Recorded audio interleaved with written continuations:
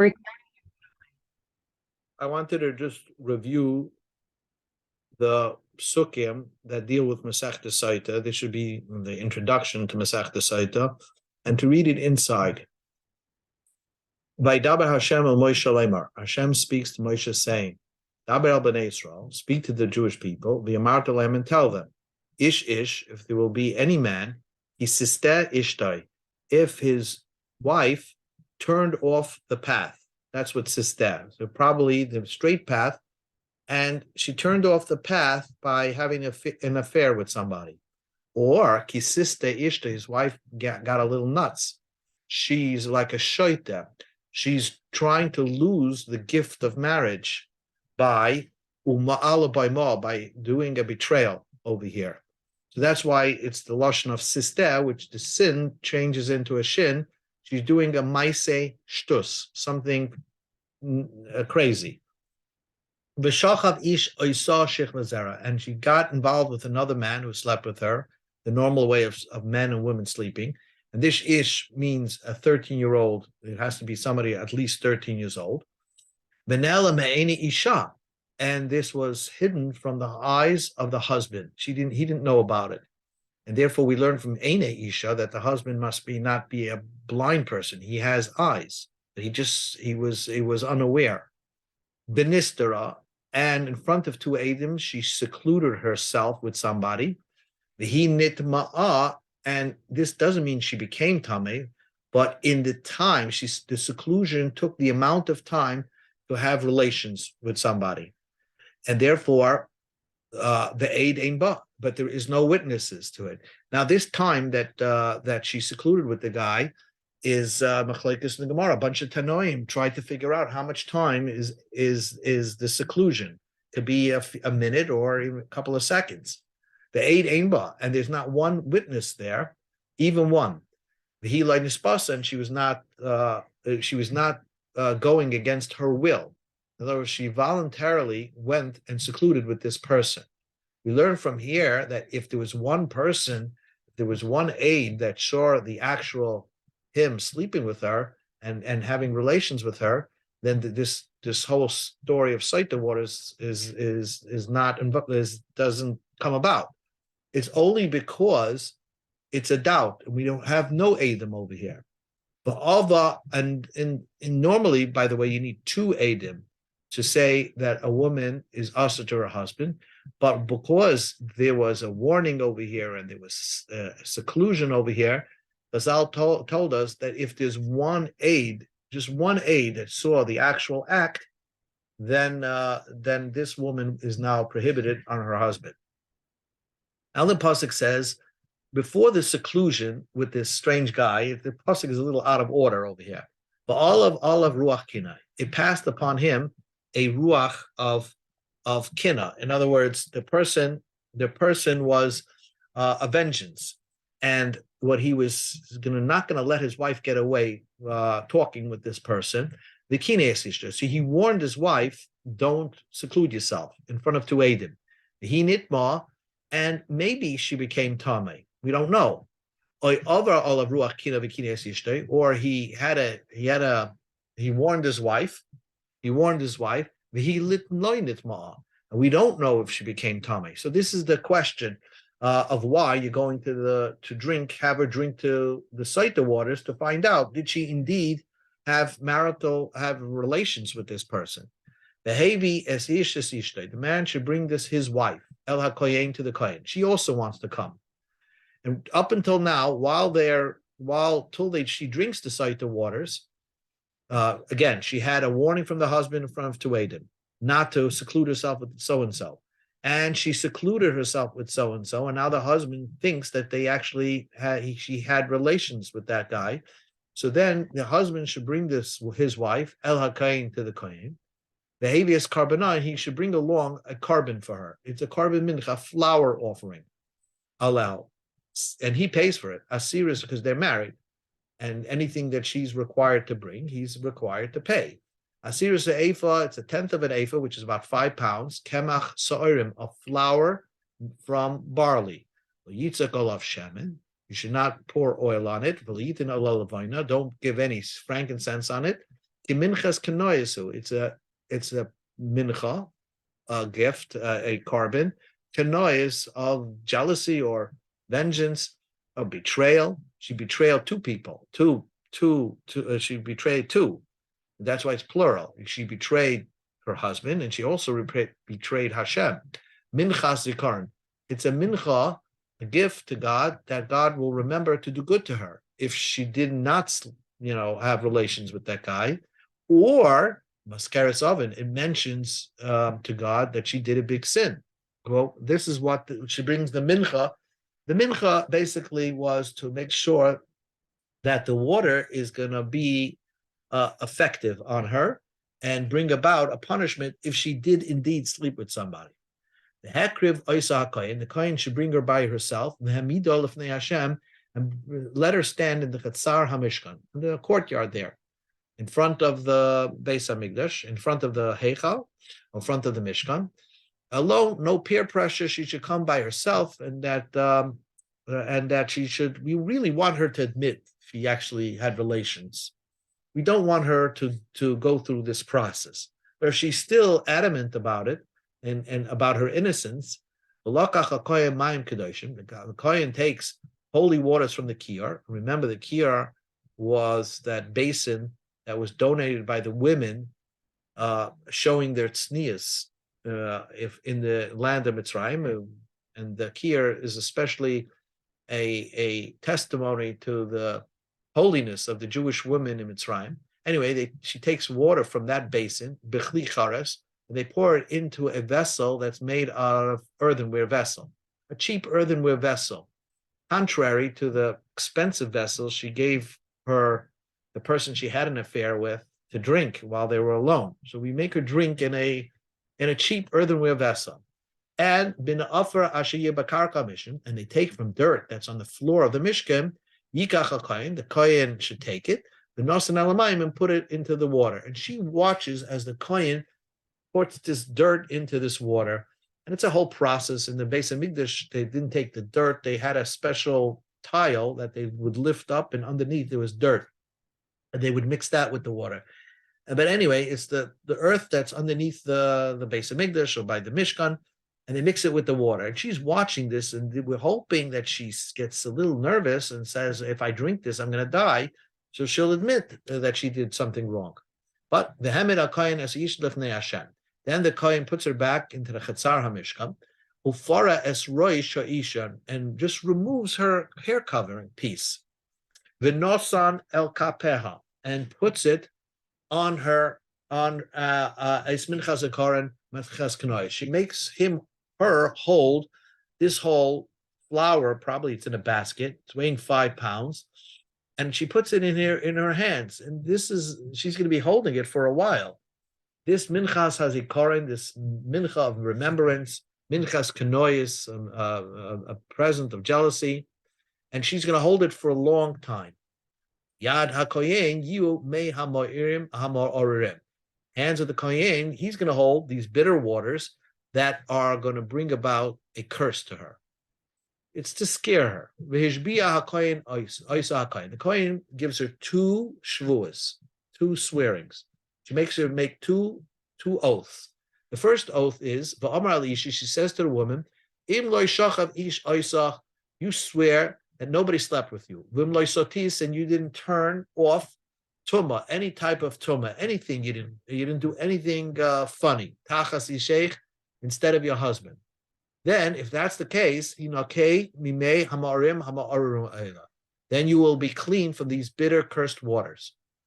But hinake means the opposite is true. You might get chenek, you might choke because of these waters. The second shvur is the opposite. She says, this is what's going to happen if I did sleep with somebody. She swears, she takes an oath. If you did indeed turn away while you were married to your husband, and you became defiled, someone slept with you, besides your husband, and the kohen swears her in this shvua of curse, of a curse. And this Rishbi Akoyin should really be over here, but because he's swearing her, making her swear twice. V'ama Akoyin, and the Kohen says to her, Leisha, to the woman, Yiten Hashem oisach la'olah v'lishvua. God should make you the paradigm of curse and somebody who violates an oath, that people will see how you died in such a disgusting way. They'll use you as the example of what not to do. Amongst the people. What's the funny way? What's the strange way that's going to happen? Your thigh will fall out. In other words, it will melt. And your stomach will blow up. The stomach blowing up comes first, and then the thigh melts. So the pasuk continues. These cursed waters will come in your stomach. Latzbais beten, to blow your stomach, and cause your thigh to fall. And this is it repeats it, and it repeats it in a language, a male language. This to imply the pasuk is that not only is she going to experience this, the male adulterer will also experience this, of the stomach blowing up and his thigh melting away. Well, Amra Isha, Amen, Amen. She says, yes, yes, Amen, Amen, on both of these shvuas. And she has to be obviously somebody who can talk. And if not, she's a mute, then there's no Sota. She doesn't drink the Sota waters. Now,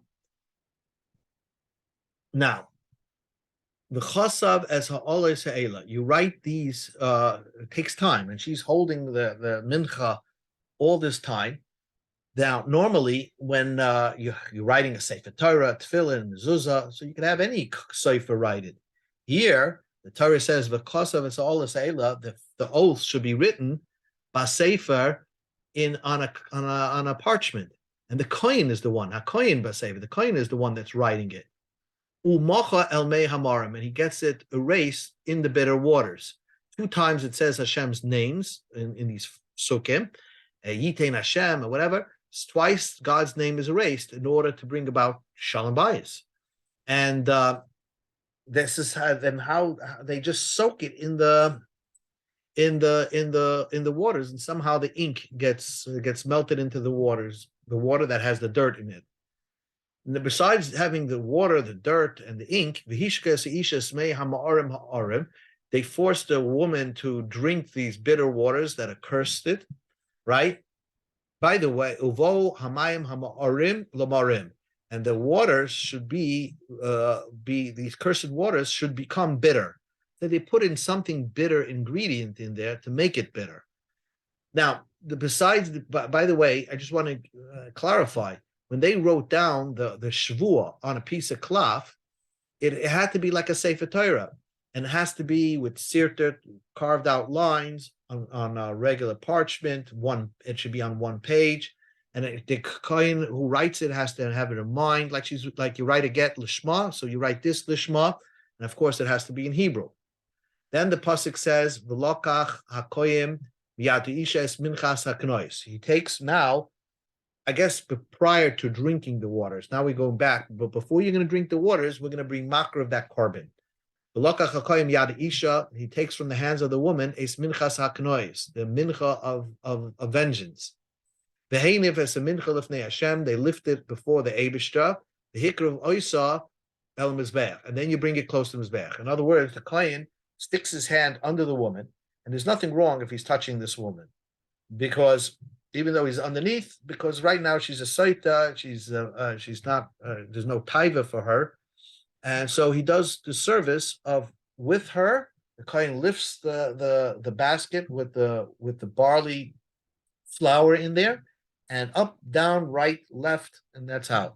Now, the reason why this mincha is in barley flour, because barley is animal food, and she did what's called a maise behema. Animals, they're not faithful to their spouse, so to speak. So therefore, her carbon is a barley type of carbon. Then the kohen, after doing this tenufa, the wave with her, she brings it, she brings it to the southwest corner of the mizbeach. The kamatz hakoyim min hamincha as askarasa v'iktir hamizbecha. The kohen scoops out from the mincha, from this mincha as askarasa, what the part that's going to mention her to God. It's the normal kamitza that a kohen does. The hiktir hamizbecha, and throws that onto mizbeach to burn it on the mizbeach. This will remind God to make these waters effective. And then once after she brought this mincha, that's ashka yashkes isha. Then afterwards, the woman should drink the waters. The hishka esamayim, and then she should drink the water. And you force her, because once the mincha is, as long as she didn't admit, you can't. She must drink those waters. The haisa im nitma, it will come to be that if she did defile herself, the timul mal beisha, and she betrayed her husband by sleeping with somebody, volvo maim hamaorim, these cursed waters will be lamarim, bitter for her. Her eyes will blow, she will turn green. It's the bitner, her stomach will blow up, and her thigh will melt, and that's also the male adulterer will also melt, and his stomach will blow up. And this woman will become a paradigm of curse amongst the nations, amongst her people. People who will know about her will say, "Oh, I don't. You should die a death." When they want to curse somebody, they'll say, "You should die a death." Like so and so Sota. Paradigm of somebody who had a terrible end. But the pasuk says, "V'mloinit my isha." If the woman did not defile herself, and she is pure, the niksa, the nizra azara, then she will be clean, and she will have children. So even what we're saying is, if she was somebody who could not have children, she will now be blessed with children. If she had difficult pregnancies, she's going to have easy pregnancies. If she had dark children, she will now have beautiful children, because she was accused wrongly, and she proved herself. She proved her innocence. She drank these waters. Zois teras haknois. This is the rule of haknois, of vengeance, that of somebody who trying to figure out if she should get punished, and she betrayed God, and she betrayed her husband. Ashatista isha tachas isha, when a woman goes off the right path, while being married to her husband, v'nitma, and she became defiled. Or if the person means if the person who had a spirit of vengeance warned his wife first, because it doesn't happen if you don't warn your wife. So you have to warn your wife, then she has the warn and don't seclude, then she secludes, and that's the law of these Sota waters. Then the story is, you bring the woman before the courtyard of God. The kohen will follow the above mentioned procedures. And if she died, let's say she drank the water, she died, the husband should not feel bad about it. The husband should feel free of any sin. In other words, she shouldn't feel bad that he caused her a sin, because she did it. She should carry her sin by herself, by having an affair with somebody. And what you also learn, that the husband has to be clean of averis also. He has to be totally innocent himself. He has to be a good husband. He's not allowed to sleep with her and have relations with her after she's a Sota, prior to drinking the waters, because if he did, the Sota waters are not going to work, and these halachas with this procedure will not be followed.